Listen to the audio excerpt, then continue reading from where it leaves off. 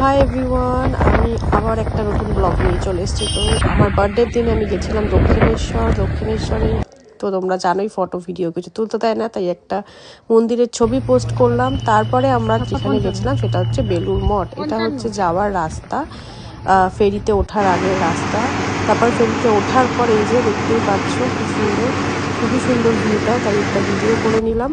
আর ফেরির ভাড়া হচ্ছে 11 টাকা করে আসা যাওয়া মিলিয়ে। তারপর ওখান থেকে আমরা কিছু খাওয়া দাওয়া করে গেলাম বেলুড় মঠ। সেখানে ভিডিও করতে দেয় না, তাও আমি একটু জোর করে কোনো রকমই একটা দুটো ভিডিও জাস্ট করতে পেরেছি, তার জন্য অনেক বকাঝকাও খেয়েছি। তা কোনো ব্যাপার না, তাও তোমাদের সাথে তো শেয়ার করতে পারলাম, এটাই ভালো লাগলো। তারপর এটা দেখিয়ে দিই মেট্রোর, যেটা করে মেট্রোতে আসলে ডাইরেক্ট পুরো মন্দিরের সামনে নামায়, দক্ষিণেশ্বর মন্দিরের সামনে, যেটা দিয়ে তোমাদের কিন্তু খুবই সুবিধা হবে যেতে। বাট আমি যাইনি মেট্রোতে, আমি গেছিলাম বাইকে। তো তোমরা চাইলে তোমাদের প্রাইভেট কার বা বাইকেও যেতে পারো। সো ভিডিওটা ভালো লাগলে thank you so much, please like করো, শেয়ার করো অ্যান্ড ফলো মি।